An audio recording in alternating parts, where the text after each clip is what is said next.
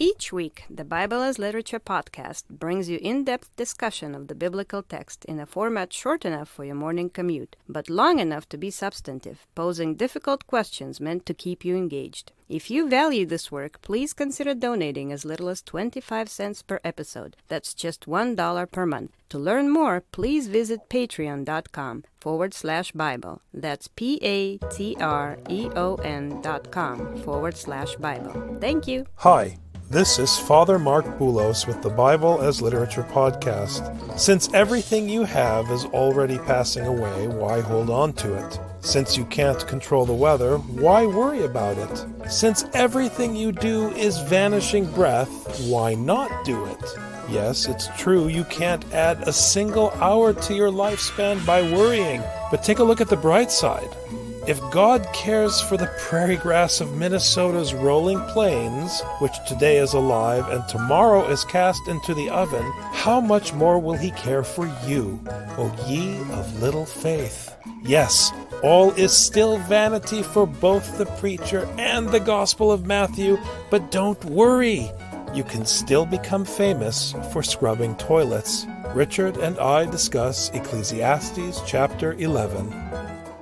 You're listening to the Bible as Literature.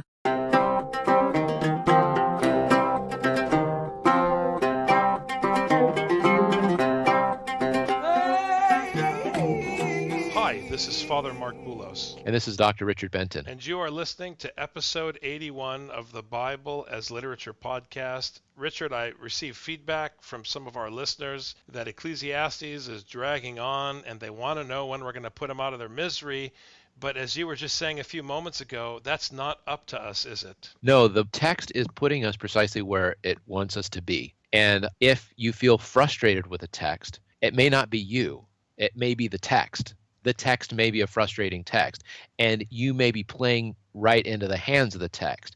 It's trying to manipulate you and put you in a certain position, and this is where we're left. We're left understanding that life is vanity. All right, I get it. All right, I get there's no hope. Okay, fine, there's nothing to hope for. This is really a buzzkill. I wish we could do something with this that would make me feel a little bit better. We're on chapter 11, so if anyone wants to know how long it's going to take for Ecclesiastes to put us out of our misery once and for all, my suggestion is pick up a Bible and find out how many chapters are left. We're not going to tell you on the show. If you can't find Ecclesiastes in the Bible, consider this your test or your exam for episode 81 of our podcast. So I do think that the text is putting you in a particular frame of mind. It's beating you down, and we've talked about this. And I think its objective, like so many stories in the Bible, is to put you in the frame of mind that the human being finds himself in when he's dying. When I think about the attitude of generosity that chapter 11 seems to be cultivating, it actually reminds me again of my own father's death, which is what set us off on this series on the podcast. And what I remember about his death is this overwhelming sense of generosity and gratitude. Realizing that everything is coming to an end, and realizing in a way that your attitude towards God is one of thanksgiving and you're at peace with what's happening, and all you want to do is reach out to people around you and express your love and appreciation. That desire to express that love and appreciation is, at least in the case of my father, it was manifest as generosity. I'm reading a book right now, The Silent Angel by Heinrich Böll, and it's about Germany right after World War II, when it's completely destroyed. And he was not able to sell this book in the 50s when he wrote it because people were not ready. People had lived through this horrible time of war, and they weren't ready to read a book about the horrible times of war. They wanted some moment of light and not think about the war. This book was understood to be a classic once it was published after his death, but the people at the time couldn't stand to see the darkness because they lived through so much darkness. And I think Ecclesiastes sucks the oxygen away from us because it's always confronting us with the darkness and the light of life all the time in whatever situation we're in. I think this question of generosity that is blind to one's attitude toward the other, just generosity for generosity's sake, I think it's a question that we face all of the time in Minnesota when we stop at exit ramps in the cities. In different areas of the U.S., the homeless have different accepted norms for approaching people for donations. And in Minnesota, in the Twin Cities area, typically a homeless person will stand at a freeway exit with a sign. And each time you pull up to that exit and you're in the uncomfortable position of being in the left lane at a red light, you have to decide whether to reach into your pocket and give money to that person. And I think that's a very difficult burden emotionally and psychologically. People struggle with the feeling of shame. And one of the ways people alleviate that shame is by telling themselves stories about how that person doesn't want to work, or they're just going to use the money for drugs or whatever. But I think the attitude about generosity in chapter 11 of this text forgoes all of that, because it's brought you to this point where all of your reasonings and all of your schemings and all of your justifications are all vanity. So at the end of the day, you have money. This person is asking for money. What does it matter why they're asking? Just give. It's a beautiful biblical impulse. I heard a talk one time by the head of a men's shelter in Wisconsin, and one of the students asked him, when you see someone who is asking for money, do you give or do you not give? And this man, who himself was homeless at one point, said, look, you can either give or not give. Just don't have any expectations of them. Just give completely or don't give at all. Don't give in order to manipulate this person or the universe in one direction or the other, but give just because it's time to give, like we were saying before. When it's time to work, when it's time to do, you just do 100%, and then you let it go. And when it's time to eat, when it's time to drink, you eat and you drink, and you make it very simple. Cast thy bread, in verse 1, cast thy bread upon the waters, for thou shalt find it after many days. I think that's what we were just talking about. You pull up to that red light, you're in the left lane, you've got bread, someone else is saying they're hungry. Just give them some bread. I can see where some people really feel like chapter 1 expresses a similar attitude to that of the tradition or the teaching of karma in Buddhism. You send this generosity out into the world, you cast your bread upon the waters, it will find you after some time, so just give it away. It puts you in the position not just of giver, but as a potential receiver. If we saw that person on the side of the road not as a needy person, but as me, my child, my mother. Well, my mother, she's a, middle class, upper middle class woman. She's never going to be on the side of the road asking for food, asking for money. I've got a good job. I'm in a good position. I would never see myself as that person. I need to give to those people. But in this verse, it says, you may find it after many days. You're not guaranteed to be in the position you're in for the rest of your life. You yourself may be on the side of the road. And maybe the generosity you show one day may be returned to you when you need it. I don't think verse 1 is saying give so that you can get back. It's not talking about reciprocity. Reciprocity is a form of selfishness. I think you give with no expectation of getting anything in return. The preacher is saying you put something out into the world, it comes back to you in one form or another, but it's not a one-for-one contractual scenario. It's more about letting go and trusting that if God adorns and takes care of the lilies of the field, why wouldn't he take care of you in the end? What are you worried about? That's the mentality of verse 1. It's kind of a carefree giving into life because all is vanity anyways. You're passing away. You have no control. So what is it you're clinging to? Give a portion to 7, yea, even unto 8, for thou knowest not what evil shall be upon the earth. Just give it away. You don't know what's going to happen. Give it all away. What are you saving it for? Right. If the clouds be full of rain, they empty themselves upon the earth. If a tree falls toward the south or toward the north, and the place where the tree fell, there it shall be. You have no control over things.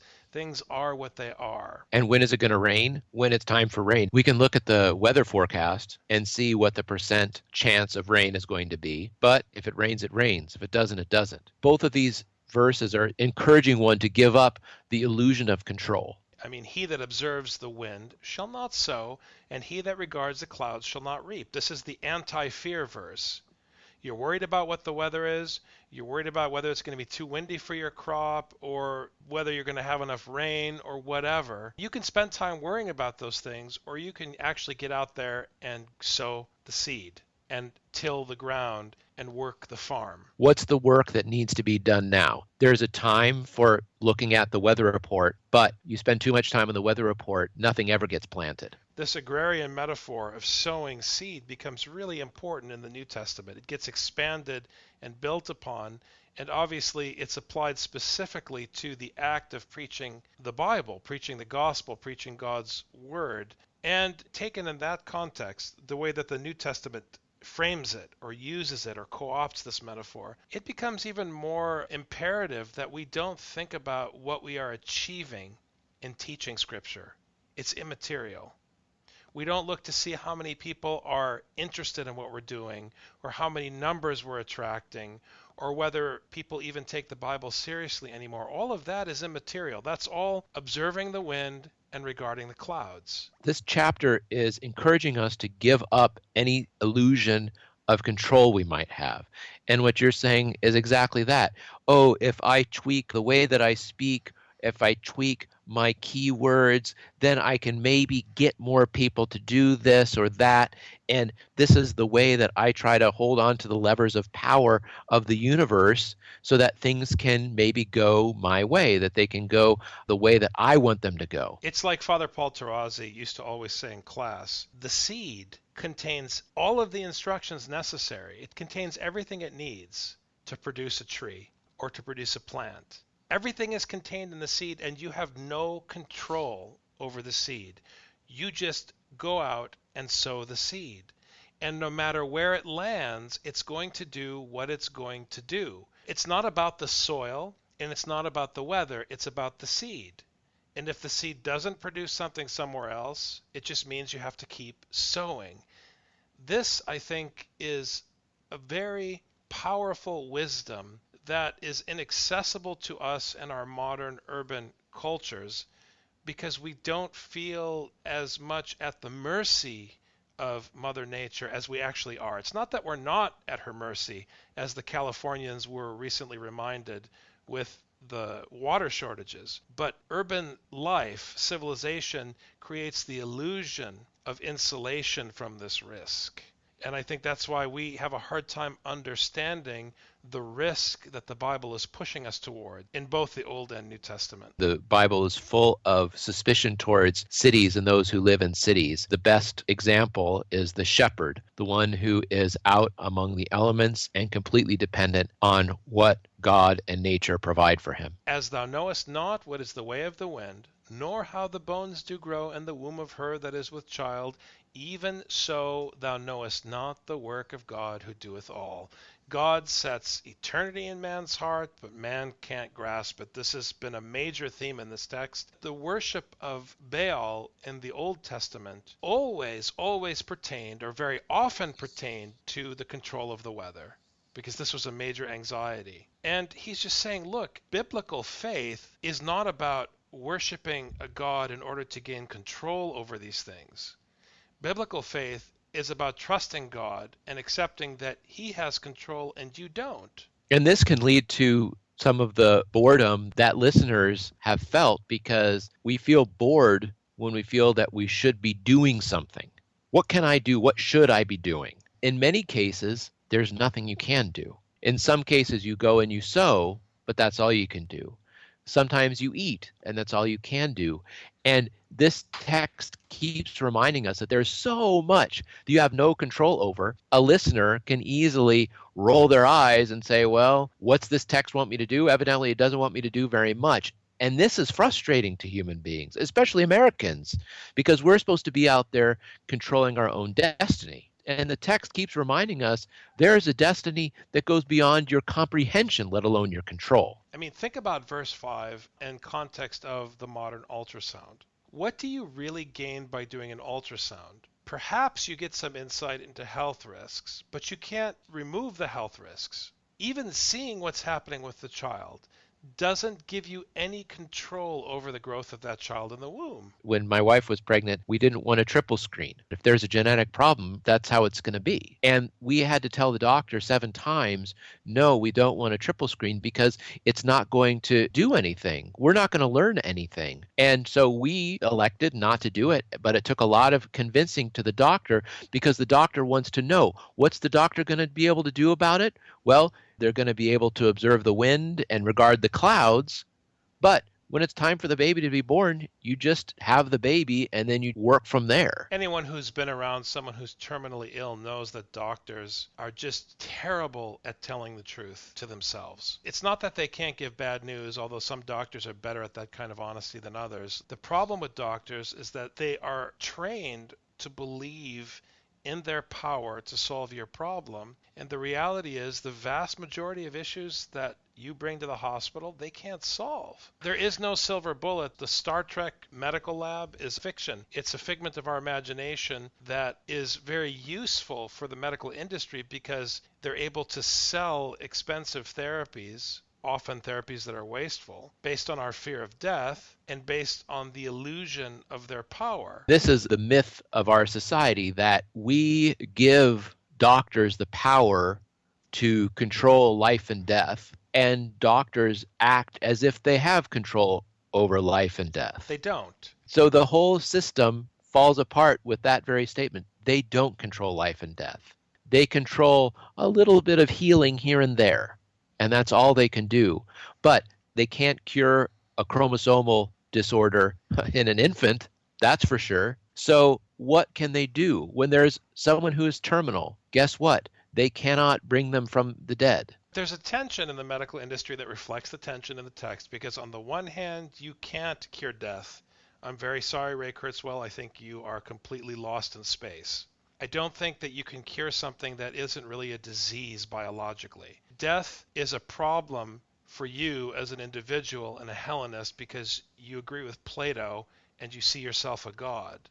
But for those of us who are scriptural, we know that we die and we go into the ground and it gives birth to new life. That's the way creation was set up by the hand of God. So what are you trying to cure? But at the same time, I think fighting against disease, fighting against suffering, trying to prolong life, these are not vain endeavors per se. They just have to be contextualized in this wisdom. And I think this is a text that people in the medical profession would benefit from reacquainting themselves with. In the morning sow thy seed, and in the evening withhold not thy hand, for thou knowest not which shall prosper, whether this or that, or whether they both shall be alike good. The seed contains all the information in it. So you sow it in the morning. In the evening, do not keep yourself from generosity. You don't know which is going to benefit you. Is the hard work you do in getting food, or the work of giving away the food that you receive, which is going to benefit you the most? You don't know. You go fishing in a place, you don't catch anything, you just move the boat along, you keep fishing. Go a little further out. Just keep going. You have the net, you'll eventually catch some fish. You just have to keep going and not put too much stock in any one location or any one action. You just keep moving, keep going, and you'll eventually bear some fruit. If you're fishing, what's going to benefit you more? Getting the fish and working hard to get the fish and having the fish to eat, or giving the fish away to the poor? Which is going to benefit you more? Getting the fish or giving away the fish? And I like this because he even says, whether they both shall be alike good. Maybe they're both going to benefit you. So don't withhold either. Don't withhold your hand from working hard, but don't withhold what you gained by working hard and prevent yourself from giving away. You need to do both hard. You need to earn hard, and you need to give away hard. And one may work more than the other, or they both may benefit you alike. Truly the light is sweet, and a pleasant thing it is for the eyes to behold in the sun. Earlier, he said, what's the point of even seeing the sun?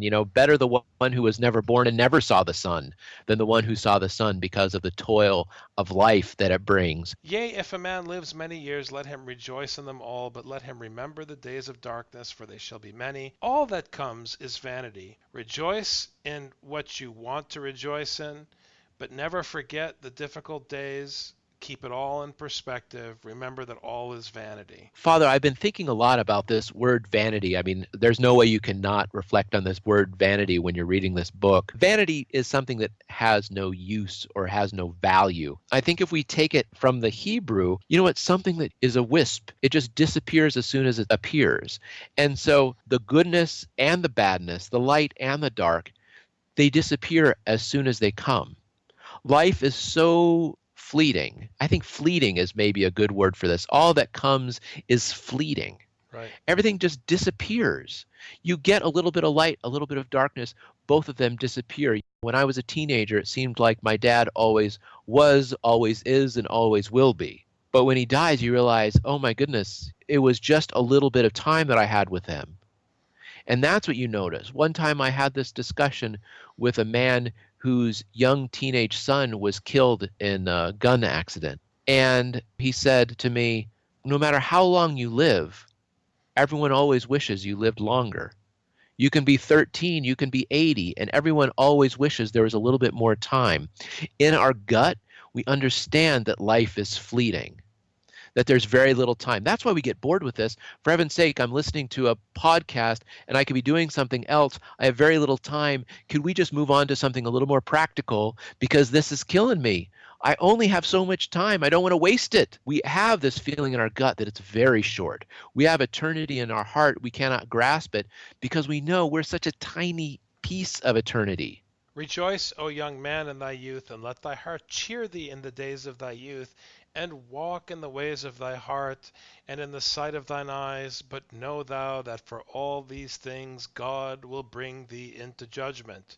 Be young, be stupid, do exactly what you want to do, even though you're stupid and what you want to do is going to cause trouble. Don't worry too much about it, just live. But at the same time, remember, the Lord is coming. So it's not a free ride. This judgment helps direct our actions and our thoughts in a way that they're not fruitless. We try to do what we can in order to produce the best result. It's very different from the way religious people talk about judgment. You are accountable for what you do, but you shouldn't then be a coward. This is, I think, the interesting tension in this section of the book. Yes, there are consequences, but you should still rejoice and still walk in the ways of your heart. I think that is really helpful, Father, because understanding that it's not pointless. I disagree with this word that we use in English, vanity, because vanity sounds like it's got no point. I would say that it's fleeting. It's no point for you who are fleeting, but it has a point. Exactly. Yeah, that's what I think, Father. Thank you. I think that the fact that it's fleeting doesn't mean it's pointless. It just means it's short and it appears inconsequential. We have all these cows on the earth that produce all this meat, but every time that each cow passes gas, it affects the atmosphere. And too many cows on the earth mean that there is going to be a bad effect on the atmosphere. And if you think of a wonderful metaphor of this fleeting moment, the gas that the cow passes can affect the entire atmosphere. That's going to be the title of the podcast, The Gas That the Cow Passes. I like that. But this is what our life is. Our life seems to be so short and so inconsequential, but what does it mean when we have billions of inconsequential lives? What happens when one of those lives is lived to its fullest? Mother Teresa, who had just as inconsequential life as anybody else, but when it was time for her to go to the hospital in Armenia, she took her sisters and she scrubbed the toilets and she scrubbed the walls. And she started on the top floor of the hospital and went down floor by floor. She scrubbed toilets. Mother Teresa was famous for scrubbing toilets. Think of that. Just that statement. Famous for scrubbing toilets. Right. And I mean, then you think of Ray Kurzweil and trying to, quote, cure death and this Google project that he's been enlisted to manage. I mean, my difficulty with this kind of Hellenistic or neo-Hellenistic philosophy and the quest for immortality and all of this nonsense is that someone who's intelligent and capable should be using their abilities to serve the common good. Trying to reverse death for the sake of the elite or for the sake of the individual, even if it becomes accessible to everyone, is not serving the common good. It's actually working against Mother Nature. It's working against the way biology functions, in the same way that this over proliferation of one animal in order to satiate human appetite is having an impact on the ecosystem. I think it's problematic when you seek the needs of the individual from an individual's perspective. It does not bear fruit for the common good. If people are not working for that common good, then it doesn't help. You're just doing your own thing. And I think to try to bring some sort of immortality to the individual soul, like you're talking about, Father, is ignoring something that everything is connected. You know, back in chapter 3, life and death, filling, emptying, gathering, scattering. It's all linked together, and the link together is what we have to understand. Now, I'm not just saying we need to build strong communities. I'm not talking about human beings connected together. I'm talking about everything connected together. One person's life, which is a fleeting wisp, we don't know how that connects with the kind of scaffolding of the universe that only God understands. Life and death are the domain of God. That is why in the New Testament, man is not immortal, but God can grant life to man as he so chooses. In other words, the teaching of the resurrection is fundamentally different than concepts of immortality and eternity in Greek philosophy. And unfortunately, Christians today are mostly neo-Hellenists, and that's their whole concept of life, and they impose it on the text. In reality, the resurrection is put in place in the New Testament in order to remind you that God will bring unto you judgment, and in order to remind you that the one who judges is the one who has the power to remember you or to forget you. And if he forgets you, you're gone. You are not immortal. You are not a god. You can't make yourself live forever, and your consciousness is not permanent. You are completely in the hands of the Father of Jesus Christ. This is what Paul is saying, and this is why the judgment is so important in the New Testament. And again, it reflects the wisdom of this text that we're reading now. Therefore, remove sorrow from thy heart, and put away evil from thy flesh, for youth and the dawn of life are vanity, are passing breath. Thanks very much, Dr. Benton. You have a great week. Thank you. You too, Father. Enjoy your vacation out there in the backwoods up north. Ah, yes, it's wonderful up here. Take care.